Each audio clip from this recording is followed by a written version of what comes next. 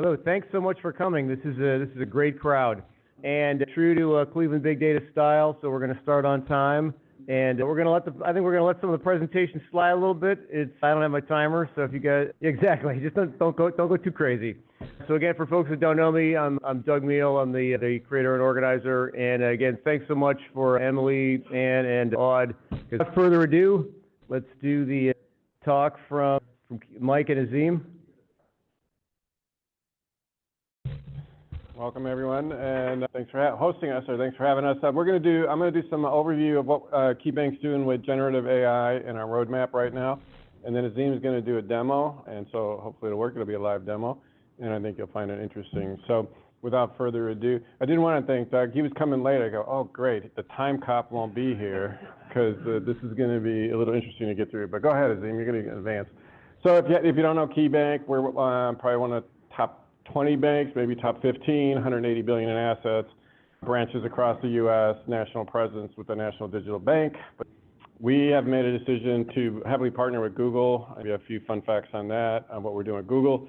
We used to own 2 data centers. We are no longer owning data centers. We have a co-location in Chicago, one in Reston, Virginia, and our intent is to not own data centers and move everything we can to the cloud. And if you can't go to the cloud, it'll go to a colo and run that way. So just some fun facts on us. These slides Doug will share, so right, you'll share all the slides, so if you want to read more about it. A little bit about, everybody's talking about Gen AI, right? Every presentation I go to, every vendor is going to put LLMs into their software, and it's the buzzword of Gartner hype cycle. It's probably at the peak of heightened expectations, and we'll soon go into the trough of disillusionment. But artificial intelligence started in 1956, right, Doug? A long time ago. And then machine learning. This slide actually came from Microsoft, I think, but they say 1997, but I actually got my graduate degree from the Ohio State University in computer science in 1989 and studied neural networks in 1989 for artificial intelligence. So it was going on way back. And so what makes it so interesting now? Because deep learning started in 2017. On the right-hand side, stuff is moving really fast.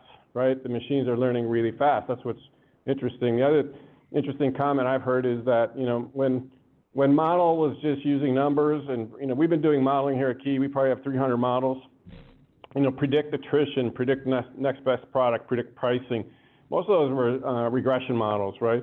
Math-based, you need to be a data scientist, right? What's interesting now is, the computers understand letters, not numbers, and they can understand words. And that's amazing to people when the computer can actually respond and create stuff, and that's called generative AI. But it's moving really fast. And so what is it, right? It's a broad term. People refer to, I think the biggest thing is the things on the left, right? It understands audio now, it understands pictures, it understands words, and it can generate pictures, and it can generate words. That's what's really cool for people, right? And it's self-learning, and you've got a lot of competition in this space. Bill Gates thinks it's really cool and it's going to be better than the graphical interface, but everybody's embedding it, everybody's using it. So for us, it's like, how do we use it, right? And then the other thing, just another context slide to get people on the same page, right? People know the word ChatGPT, right? ChatGPT was built by OpenAI, was released by OpenAI, but OpenAI does other things. They have DALL-E, which does, more image management. It has Whisper. And then Microsoft made a big investment with OpenAI, so a lot of the Microsoft LLM and Gen AI stuff is going to be a partnership really between OpenAI and Microsoft. Google, on the other hand, is building their own. They use the term Bard right now. There's a couple other terms they're throwing around. So we have a partnership with Microsoft because of Office 365 and Teams. We also have a partnership with Google, so we're actually playing in both those sandboxes. The slide on the right just talks about how fast ChatGPT took off and compared to other technologies. So it's a fast-moving space. Code generation, Azim will talk about it a little bit. There's co-pilots now, both with GitLab and GitHub, and how to make your programmers more productive. We're doing some POCs both with GitLab and GitHub in that space right now. Associated with generative AI, you hear them out in the industry, deep fakes, like you can fake a voice, you can fake image, you can fake people. So it can generate what people call hallucinations. It's really not a hallucination. Someone once said this, everything a large language produces is a hallucination because it really doesn't understand anything. If you say, like, where's the nearest best pizza store, it doesn't understand pizza, it doesn't understand any of that. It's just based on what it's been taught knows that the best word in the best location is this. There could be significant costs. That's one thing you don't hear a lot of people talk about right now is the cost. It's all about the use cases, but no one's talking about, well, how much would it cost? No one actually has done a good cost model because I think this is just like any other new technology. They want to get everybody hooked on it, and then they'll tell you how much it'll cost, and then you end up paying it, right? Output bias, just like model bias, there's just a lot of concerns about bias, and I can't see this last one. So you're going to see it. We did a hackathon, and so it's kind of like not polished, but you'll see the genesis of this idea of using a large language model. And with that, I'm going to have Azim come up. He did the hackathon, but he'll tell you what we're doing in this space.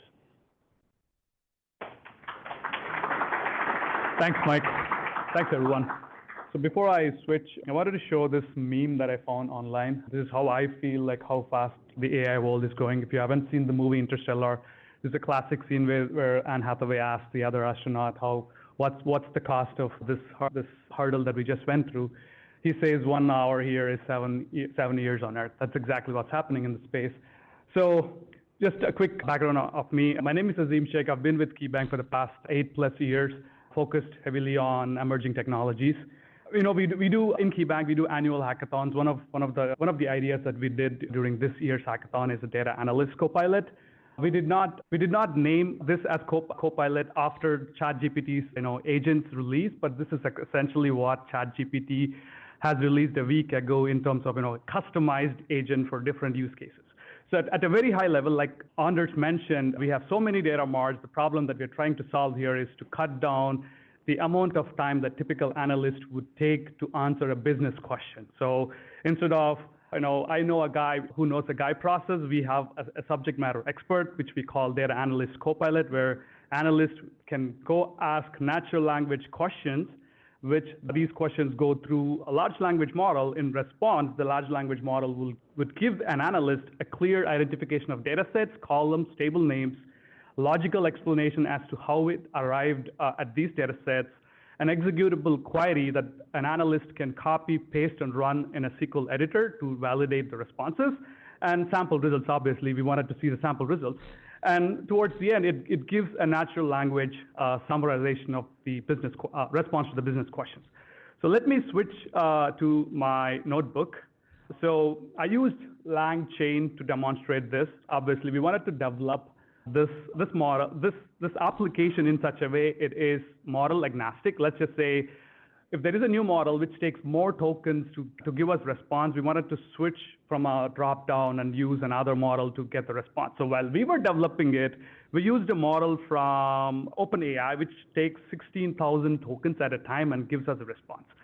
So I used a SQL agent here. As you can see, it's in the code. I'm using a model, and this is my connection string, which is pointing to a data set on top of BigQuery.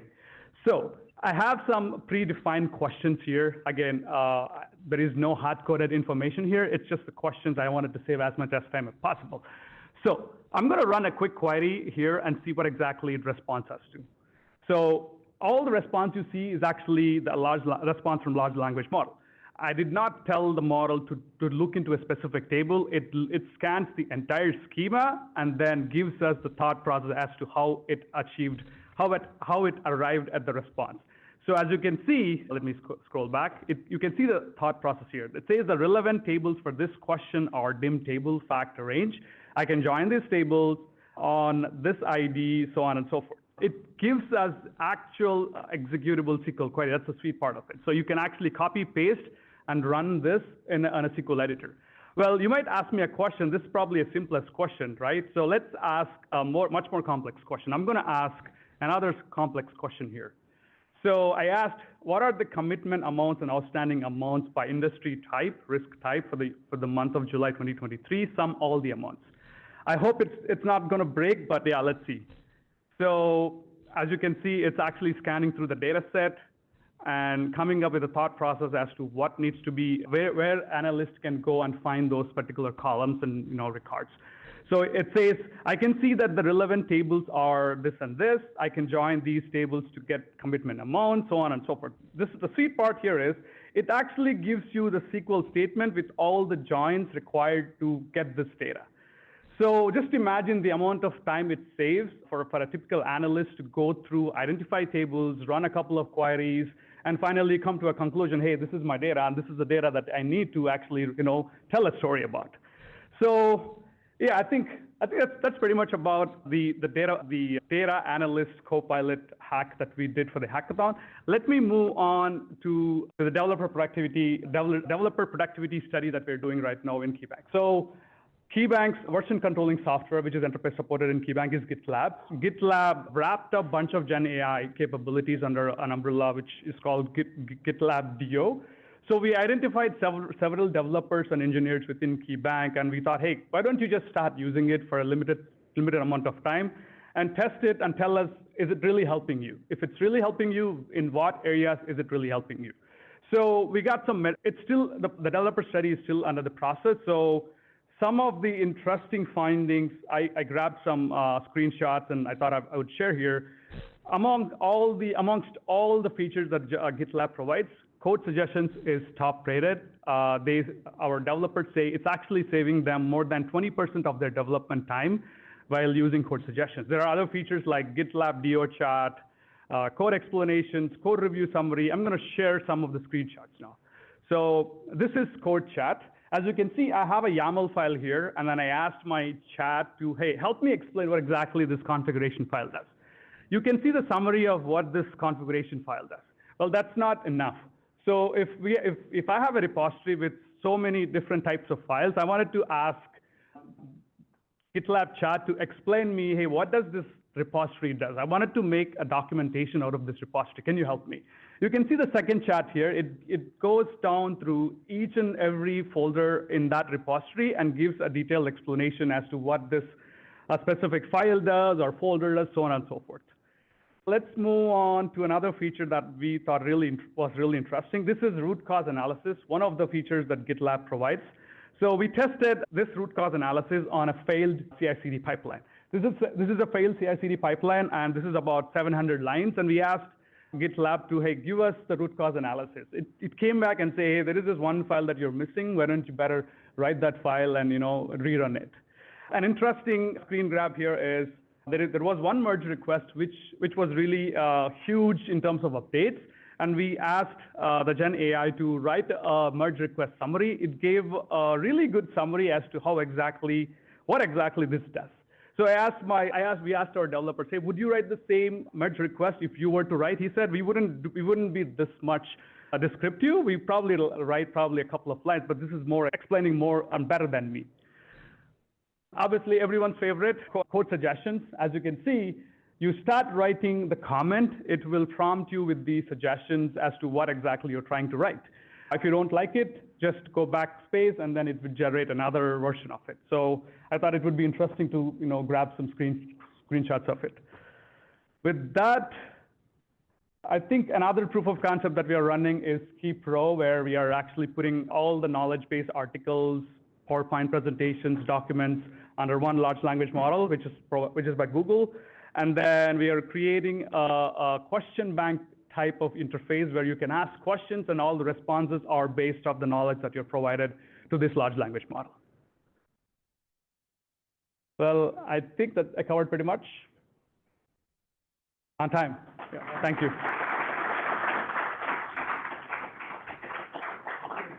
That is really cool.